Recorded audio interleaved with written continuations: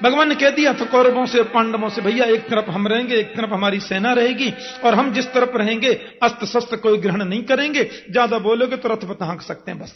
हाँ। अर्जुन बोले मुझे तो आपकी जरूरत है। अरे हम धनुष बाण भी नहीं चलाएंगे, अस्त्र। बोले नहीं, रथ तो चला लोगे, बस रथ चलाने वाला ही चाहिए। देखना इंद्रियों के न घोड़े भगे, उनमें हरदम ये संयम के कोड़े लगे। अपने रथ को सुमार्ग लगाते चलो, कृष्ण गोविंद गोपाल गाते चलो। रथ को हाँकने वाला ही तो चाहिए। अर्जुन ने वर्ण कर लिया कृष्ण का।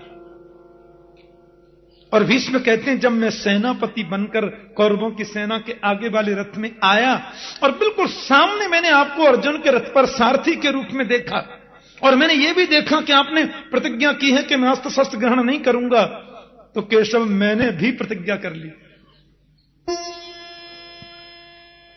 कि आज जो हरिहीन शस्त्र गहाऊं, तो लाजू गंगा जननी को निशांतनु सुत न कहा।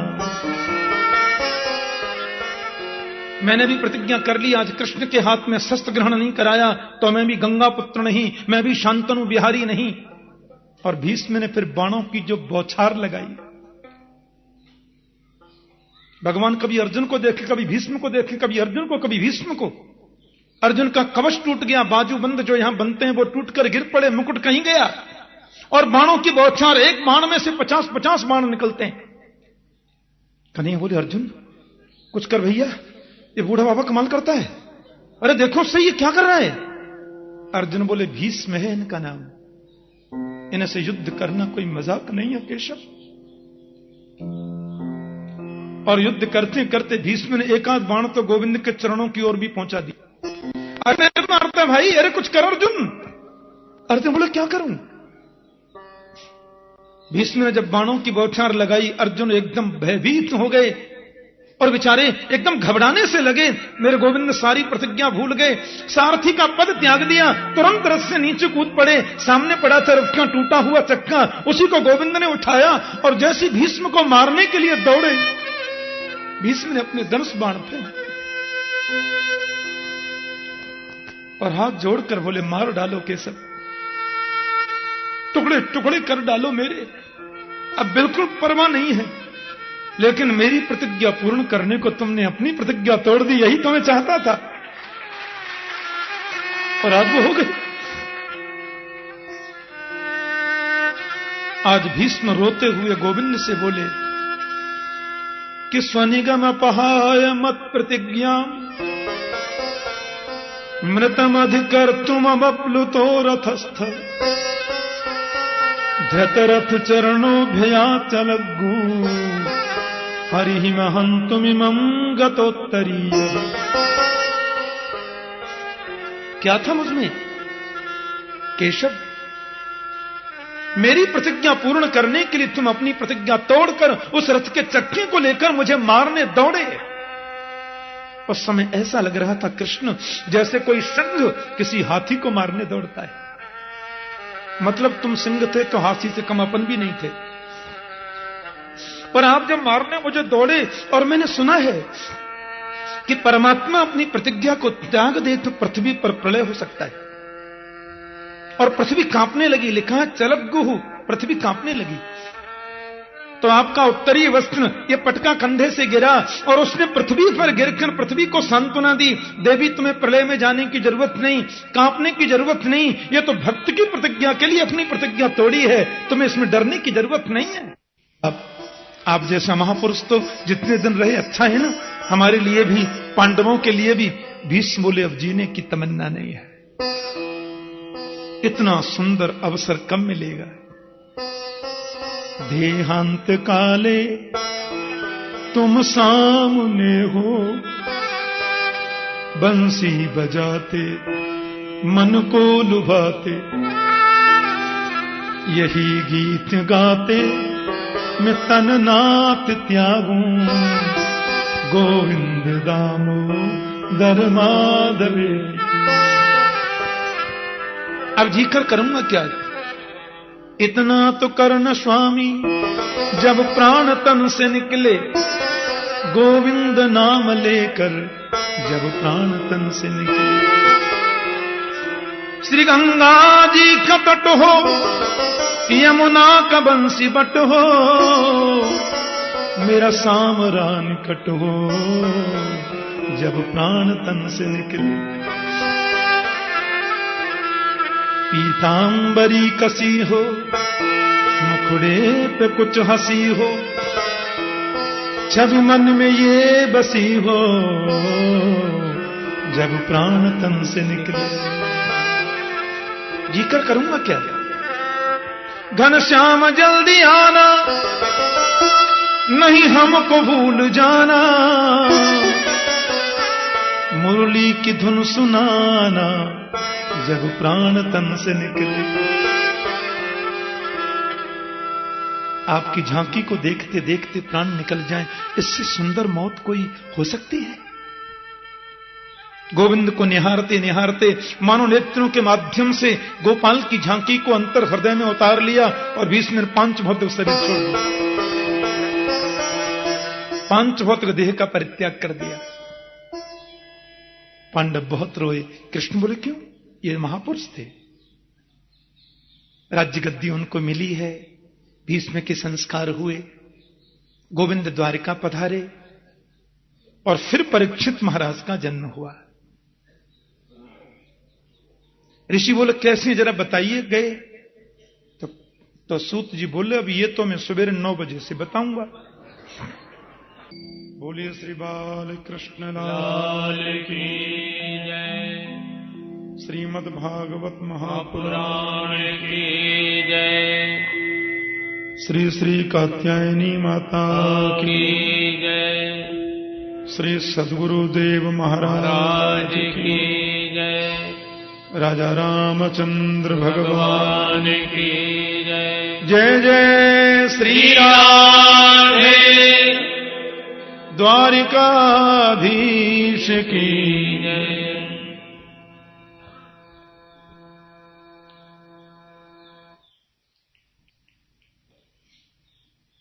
परम मंगलमय परात्पर अखिलेश्वर अकारण करुणा वरुण वाले भक्त वांछा कल्पतरु तड़िद्युति विनिंदक पीताम्बरधारी श्री बालकृष्ण लाल की वांग्मयी प्रतिमूर्ति श्रीमद् भागवत महापुराण।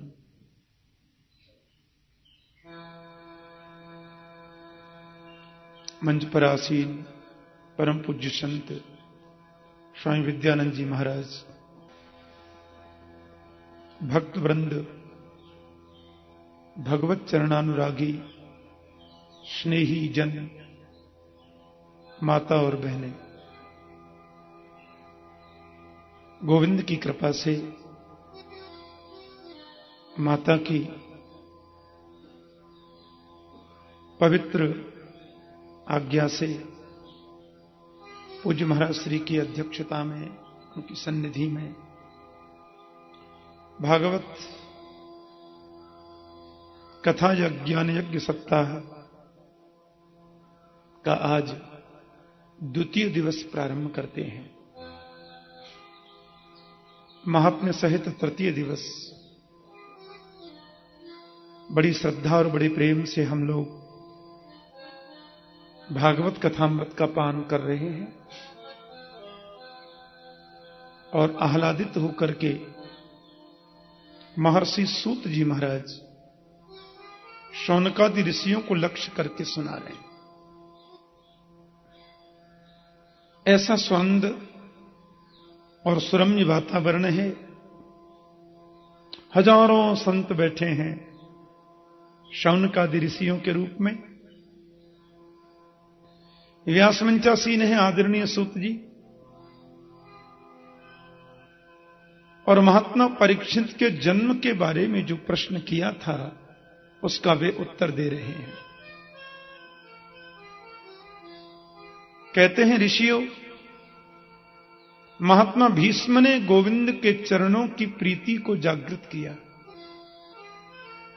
और उनको निहारते निहारते पांच भौतिक देह का परित्याग कर दिया। माता कुंती के चरणों में वंदन करके कह दिया प्रभु ने, भुआ अब हम जाने की अनुमति चाहते हैं। पांडवों ने कहा जाने का नाम लेते हो तो लगता प्राण निकल के जा रहे हैं क्या, लेकिन हमारी वजह से द्वारिका वासियों को दर्शन लाभ से बहुत समय तक वंचित रहना पड़े, ये तो हम नहीं चाहते। अतः श्री द्वारिकाधीश को द्वारिका विदा करने की तैयारियां, विदाई समारोह हो रहा है। पांडवों को राज्याभिषिक्त करके भीष्म को मोक्ष प्रदान कर गोविंद जा रहे हैं।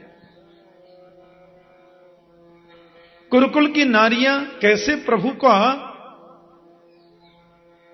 सत्कार करते हुए उनको विदा कर रही हैं, और लेकिन गोविंद सबको देख रहे हैं। सुभद्रा द्रौपदी कुंती विराट तनया तथा गांधारी धृतराष्ट्रश्च युत्सुर्गौतमो यमौ। भगवान को विदा करने में जो सबसे आगे लोग हैं उनका नाम बता रहे हैं। सुभद्रा, द्रौपदी, कुंती, विराट तनया तथा गांधारी धृतराष्ट्रश्च युत्सुर गौतमो यमौ। सबने प्रभु को विदा किया।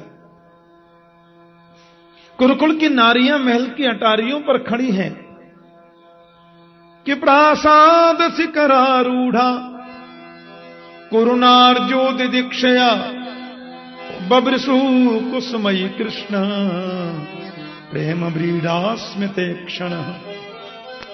महल की अटारियों पर खड़ी होकर के ऋषियों बब्रसु कुसुमयी कृष्ण गोविंद के ऊपर कुसुम वृष्टि करती हैं, सुमन वृष्टि कर रही हैं। प्रेम व्रीडास्मिते क्षण। उनको लग रहा है कि गोविंद हमें छोड़ करके जा रहे हैं। भगवान ने माता कुंती को प्रणाम किया, युधिष्ठिर जी को नमन किया, भीमसेन को भी प्रणाम किया, अर्जुन को गले लगाया और नकुल सहदेव को आशीर्वचन कहा। युधिष्ठिर बोले अर्जुन से साथ में जाओ गोपाल के, अभी गोपाल ही तो हैं ये, बीच में कोई संकट ना आ जावे, बड़े भीलों की नगरी भी पड़ती है। अर्जुन को आश्चर्य तो हुआ, लेकिन अब आदेश है तो छोड़ने तो जाना ही है।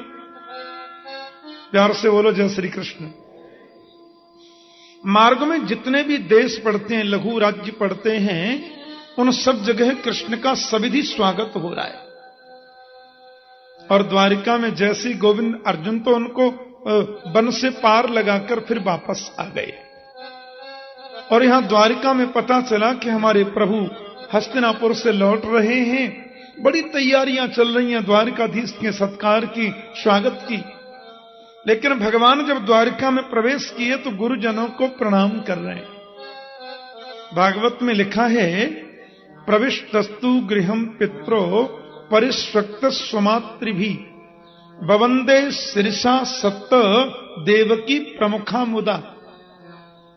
कन्हैया ने द्वारिका में जब प्रवेश किया तो अपनी सातों माताओं को प्रणाम किया। बवंदे शिरसा सप्त, माता देवकी जन्म प्रमुख हैं क्योंकि वो कृष्ण की मां है। ऐसे अपनी सातों माताओं के चरणों में गोविंद ने प्रणाम किया। सात मैया हैं कृष्ण की। हां,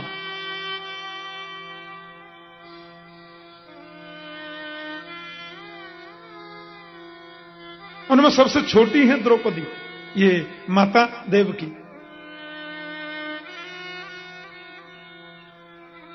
रोहिणी दूसरे नंबर पर आती है।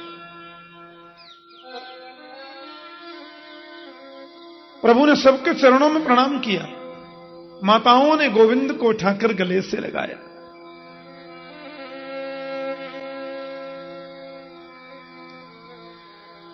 और यहां गोविंद पहुंचे हैं द्वारिका में।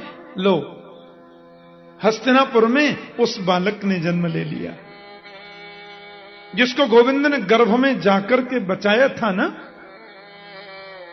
उस बच्चे का एक नाम विष्णुरात है। विष्णुरात का मतलब होता है विष्णुना रातः दत्तः विष्णुरात। भगवान के द्वारा जिसको दिया गया, प्रभु ने जिसकी रक्षा की, उसको विष्णुरात कहते हैं। अब तो माता कुंती की यहां तो बड़े नगाड़े बज रहे हैं, आज बड़ी खुशियां मनाई जा रही हैं, दुंदुभियां बज रही हैं, मिठाइयां बट रही हैं, बधाई गाई जा रही हैं, बधाई बजाई जा रही हैं, बधाई बांटी जा रही हैं। एक बधाई ऐसा शब्द है जो तीनों में प्रयोग आता है। बधाई बांटी गई, बधाई गाई गई और बधाई ली गई, बधाई बजाई गई। लेकिन इस बालक ने जन्म लिया सज्जनों, और जन्म लेती पालती लगाकर भीड़ में ऐसे बैठ गया। बताओ ऐसा कभी होता है?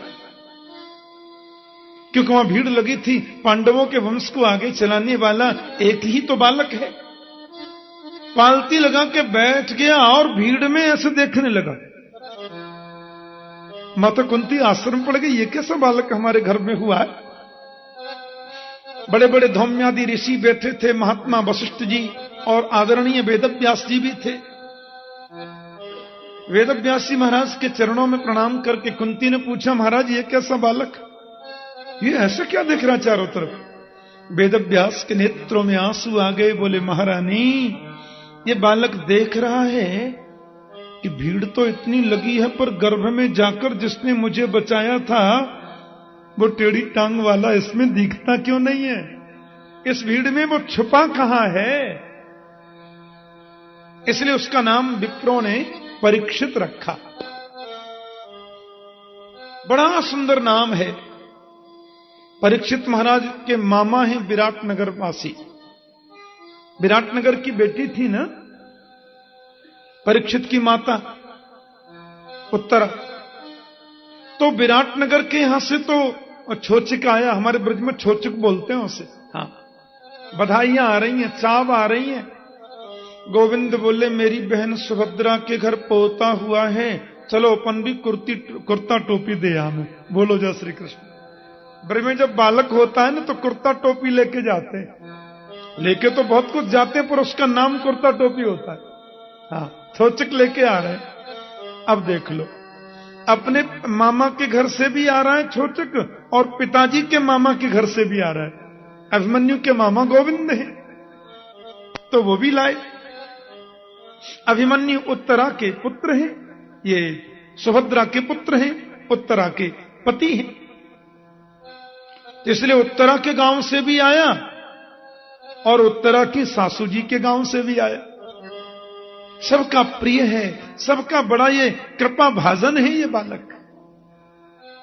अब माता कुंती तो सबकी गोद में देती, आप भी आशीर्वाद दे दो महाराज, आप भी आशीर्वाद दे दो गुरुजी, आप भी आशीर्वाद दीजिए। अब बालक को सभी गोद में लें, लेकिन वो बच्चा हंसता नहीं है। जो भी उसको गोद में लेता है उसको ऐसे देखता है, फिर सोचता ये नहीं है। जो भी उसको गोद में ले उसी को ऐसे देखें, फिर बोले ये भी नहीं है। वो ये खोद रहा है कि वो कहां है जो गदा लेकर गर्भ में पधारा था। अब तो माता कुंती ने देखा गोविंद आ रहे हैं बधाई देने, और मैया ने सबसे पहले वो बालक जैसे ही कृष्ण की गोद में दिया, कन्हैया की गोद में जाते खिलखिल खिलखिल खिलखिल करके हंस गया। बोले यही तो है, इसी ने तो बचाया था। गोविंद ने उसके सिर पर हाथ घुमाया, परीक्षित नाम रखा। ब्राह्मणों ने कुंडली बनाई, उसके भविष्य के बारे में सारी बातें बता दी।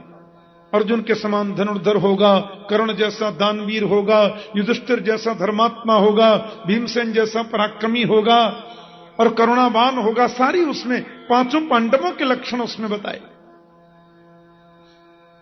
और अंत में किस गलती से इसको ऐसा होगा वो भी बता दिया। पर बोले आप लोग चिंता न करें, धर्म के माध्यम से सब अशुभ नष्ट हो जाते हैं, उसमें सोचने वाली बात नहीं है। आज भगवान द्वारिका जा रहे हैं, अर्जुन से बोले चलोगे द्वारिका? अर्जुन को कृष्ण का सानिध्य बहुत प्रिय लगता है, इसलिए अर्जुन तो द्वारिका चले गए मेरे गोविंद के साथ में। और यहां परीक्षित धीरे धीरे धीरे धीरे हस्तिनापुर में बड़े हो रहे हैं। ऋषियों ने पूछा था ना परीक्षित का जन्म कैसे हुआ, इसलिए सूत जी ने बताया। ऋषि पूछे क्यों जी, इस परीक्षित को 7 दिन में मरने का शाप क्यों लगा? ये बालक तो बड़ा तेजस्वी है, बड़ा भगवत और भागवत भक्त है। बोले हुआ ऐसा कि भगवान जब द्वारिका में गए, अर्जुन तो कृष्ण के बहुत प्रिय हैं। भगवान के इसलिए प्रिय नहीं है अर्जुन के बहुत बड़े पराक्रमी हैं ना, पराक्रम की दृष्टि में देखा जाए तो अर्जुन का 8वां नंबर आता है। बोलो जय श्री कृष्ण। महाभारत में अर्जुन से बड़े बड़े पराक्रमी कई थे, और संतजन कहते हैं कि महाभारत के 3 योद्धा सर्वश्रेष्ठ हैं। उसमें पहले अतिरथी वीर का नाम है द्वारकेश्वर श्री कृष्ण, जिनके धनुष का नाम है सारंग, सारंग धन्वा उनका नाम है। यह एक अलग बात है कि 18 दिन, केवल 18 दिन महाभारत युद्ध में कृष्ण ने अस्त्र शस्त्र ग्रहण नहीं किया था, पर कृष्ण जैसा धनुर्धर उस समय दूसरा कोई नहीं था। गुरुकुल में सबसे पहली विद्या तो कृष्ण ने धनुर्विद्या ही पढ़ी। भागवत में लिखा है सरहस्यम धनुर्वेदम धर्मान्याय पथांस तथा तथा चान्क्षिकीम विद्याम राजनीतिम च षड्विधाम। कृष्ण ने सबसे पहले धनुर्विद्या को पढ़ा गुरुकुल में। यह अद्भुत योद्धा है। महाभारत का दूसरा सबसे पराक्रमी अतिरथी वीर है जिसका नाम है भीष्म पितामह। महाभारत का तीसरा सर्वश्रेष्ठ वीर है महात्मा कर्ण। पराक्रमशीलता की दृष्टि में देखें तो अर्जुन तो बहुत पीछे है, लेकिन अर्जुन में जो सद्गुण हैं वो इन किसी में नहीं है, इसलिए अर्जुन सर्वश्रेष्ठ हो गए। सद्गुण क्या है? बोले अर्जुन की बराबर एकाग्रता किसी में नहीं है। अर्जुन जब एकाग्र हो जाते हैं तो पड़ोस में से कौन निकल गया यह भी उनको पता नहीं चलता। यह अर्जुन के जीवन का वैशिष्ट्य है। जब गुरुजी पढ़ा रहे थे ना और कहा कि भाई इसमें चिड़िया की आंख में बाण मारना, आप लोग सब जानते हैं कथा। अब एक एक करके राजकुमारों को बुलाया, तुम्हें क्या दिख रहा है? बोले बहुत बड़ा पेड़ है, उसमें सैकड़ों डाली हैं, फिर उसमें बहुत पत्ते हैं, फिर एक डाली पर चिड़िया भी है, चिड़िया की शायद आंख भी है। बोले जाओ, नंबर सबका आया। जब अर्जुन का नंबर आया और पूछा कि तुम्हें क्या दिखना है? बोले मुझे तो एक आंख दिख रही है और मुझे कुछ नहीं दिख रहा है। इस एकाग्रता की वजह से अर्जुन सर्वश्रेष्ठ तो शिष्य हैं, सर्वश्रेष्ठ मित्र हैं, सर्वश्रेष्ठ धनुर्धर हैं और सर्वश्रेष्ठ भक्त हैं। बोलो जय श्री कृष्ण। इसलिए गीता में गोविंद महात्मा संजय बोलते हैं, यत्र योगेश्वर कृष्णो यत्र पार्थो धनुर्धर तत्र श्री विजयो भूतिर ध्रुवा नीतिर मतिर मम। गीता का अंतिम श्लोक है। जहां योगेश्वर श्री कृष्ण हैं और जहां धनुर्धर श्री अर्जुन हैं, वहां लक्ष्मी विजय सब कुछ एक साथ रहती है।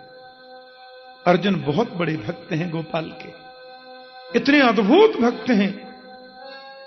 द्वारिका में गए, भगवान के इनसे कई संबंध हैं अर्जुन से। हाँ, अर्जुन भुआ के बेटा भी हैं, अर्जुन कृष्ण के मित्र भी हैं, अर्जुन कृष्ण के शिष्य भी हैं और खासम खास भी हैं। बोलो जय श्री कृष्ण। इतने संबंध हैं अर्जुन से। इसलिए अर्जुन तो एकदम जाकर के पलंग पर शयन करके थक गए थे। इस बार अर्जुन रथ को चला के ले गए गोविंद को बिठा के, और ऐसी गहरी नींद आई। लेकिन अर्जुन जब सोते थे ना तो उनके रोम रोम से कृष्ण नाम निकलता था। इतने भक्त हैं। रुक्मणी जी ने आज बहुत सुंदर पदार्थ बनाए और गोविंद से प्रार्थना करके बोली, प्रभु स्वीकार करें। कन्हैया ने कहा, देखो घर में अतिथि जब आ जावे तो अतिथि के भोजन किए बगैर स्वयं भोजन नहीं करना चाहिए। अब अर्जुन आए हैं, अर्जुन सो रहे हैं, मैं उनके बिना भोजन करूं ये तो असंभव है ना। रुक्मिणी बोली, आप प्रारंभ करिए, मैं बुला के लाती हूं। महारानी रुक्मणी जी थाली छोड़ करके अर्जुन को बुलाने गई तो क्या देखा कि सोते सोते अर्जुन के रोम रोम से कृष्ण नाम निकल रहा है। जय श्री कृष्ण, जय श्री कृष्ण, जय श्री कृष्ण, जय श्री कृष्ण नाम प्रस्फुटित हो रहा है। रुक्मणी जी भी आखिर गोविंद की पटरानी है। इस स्थिति को देखा तो अर्जुन को जगाना भूल गई और खड़े खड़े रुक्मणी ध्यानस्थ हो गई, झूमने लगी, धीमे धीमे ताली बजाने लगी। कीर्तन में ताली बजती है ना। अर्जुन गहरी नींद में कीर्तन कर रहे हैं। नारद जी आ गए। मैंने कहा था ना कल कि नारद जी तो आ ही जाते हैं क्योंकि वो भगवान के मन है। अरे केशव क्या हुआ, आप शुरू करो ना, ये प्रसाद तो शीतल हो जाएगा, आप भोग लगाओ ना प्रभु। भगवान का घर में अतिथि आवे तो भोजन नहीं करना चाहिए, अतिथि के बगैर अपन कैसे कर सकते हैं। नारद जी बोले आप शुरू करिए, मैं जाता हूं अतिथि को जगाने। नारद जी वीणा लेकर के गए तो देखा गहरी नींद में अर्जुन के रोम रोम से कृष्ण नाम निकल रहा है। रुक्मणी जी खड़ी खड़ी धीमे ताली बजा रही हैं। नारद जी ने कहा जरा देखूं तो सही कौन से स्वर में कीर्तन हो रहा है। सो जगाना भूल गए और वीणा बजाने लगे। सत्यभामा ने कहा आप आरंभ तो करिए भगवान, ये भोग कितनी देर का रखें, ठंडा हो जाएगा। कृष्ण बोले अतिथि के बिना अपन नहीं कर सकते। सत्यभामा बोली तो मैं जाती हूं बुलाने। अब सत्यभामा ने जाकर के देखा कि सोते सोते अर्जुन कीर्तन कर रहे हैं, रुक्मणी जी ताली बजा रही हैं, नारद जी वीणा बजा रहे हैं, सत्यभामा भी जगाना भूल गई, इन्होंने नाचना शुरू कर दिया। बोलो जय श्री कृष्ण। हाँ, कीर्तन में ताली बजाने से हाथ की रेखा बदल जाती है। आप आज से देख लेना, ये पक्की बात की बोलता हूं। ज्योतिषी जी को अपना हाथ दिखाना और ज्योतिषी जी बोल दें कि भाग्य वाली रेखा गड़बड़ हो रही है, हाँ राहु वाली रेखा लंबी हो गई है, तो आप कथा में रोज आना और जब भी कीर्तन हुआ करे तो ताली बजा के कीर्तन में बजाना और गाना। 7 दिन अपने आप रेखा मत देखना, कहीं नापने लग जाओ इंची टेप से के कितनी लंबी हुई। ऐसा कुछ नहीं करना है आपको, तो 7 दिन देखना ही नहीं है। हाँ, अब 8वें दिन आप देखना, कथा पूरी होने के बाद सीधे ज्योतिषी के पास जाके पूछना अब देखो। ज्योतिषी बोलेगा बाप रे ये भाग्य रेखा लंबी हो गई, राहु वाली खत्म हो गई। राहु वाली रेखा की लाइन चेंज हो गई। कीर्तन में ताली बजाने से हस्त रेखा बदल जाती है। और एक बात कहूं, जो कीर्तन में नाच लिया उसको फिर 84 लक्ष योनियों में नाचना नहीं पड़ता, रिजर्वेशन कंफर्म। हाँ, जो गोविंद के कीर्तन में नृत्य कर लिया वो 84 लक्ष योनियों में नहीं नाचता। पुनरपि जननम पुनरपि मरणम पुनरपि जननी जठरे शयनम खत्म। हाँ, और बैंड बाजे के सामने बेटे की शादी में जो नाच लिया उसको 84 लाख योनि में नाचने से कोई रोक नहीं सकता, वो नाचता ही रहेगा। खूब नाचो, बार बार आओ, बार बार जाओ, बार बार नाचो। भागवत में लिखा है कभी गाने का मन करे तो गोविंद के लिए गाओ, कभी रोने का मन करे तो प्यारे कन्हैया की याद में 2 आंसू बहा लो, कभी हंसने का मन करे ना मेरे गोपाल की सुंदर चपल बाल लीला सुन सुनकर खूब हंस लो। उनकी लीला अब आप सुनेंगे, 5वें दिन से रसगुल्ला की कथा आ जाएगी ना, कैसी कैसी लीला करते हैं गोपाल हैं। कभी हंसने का मन करे तो हंस लो। हाँ, और भागवत में लिखा है कभी रूठने का मन करे तो गोविंद से ही रूठ लो। बोलो जय श्री कृष्ण। हाँ, भक्त उनसे रूठते भी रहते हैं। हाँ, कभी तकरार भी कर लेते हैं भक्त लोग मीठी भगवान से। नरसिंह मेहता की जो गुजरात में कविताएं हैं, उन कविताओं में नरसिंह मेहता ने जो जो गाली सुनाई है कन्हैया को, हाँ खूब गाली सुनाई है। प्यार में सब होता है, प्रेम हो गया ना गोविंद से। तो अर्जुन इतने तन्मय हैं कि सोते सोते कीर्तन कर रहे हैं और सत्यभामा जी तो नृत्य करने लगी। कन्हैया बोले जो अंदर जाता है लौट के आता ही नहीं, और सब बोल के जाते हैं भोजन ठंडा हो रहा है, हमारी परवाह किसी को नहीं। अंदर जाकर के गोविंद ने देखा तो वहां तो कीर्तन स्वर लहरी चल रही है, अर्जुन सो रहे हैं। सोते सोते कीर्तन चल रहा, रुक्मणी ताली बजा रही है, नारद जी वीणा बजा रहे हैं, सत्यभामा जी नृत्य कर रही हैं। मेरे गोविंद की आंखों से आंसू बह चले और प्रभु ने आकर के अर्जुन के चरण दबाना शुरू कर दिया।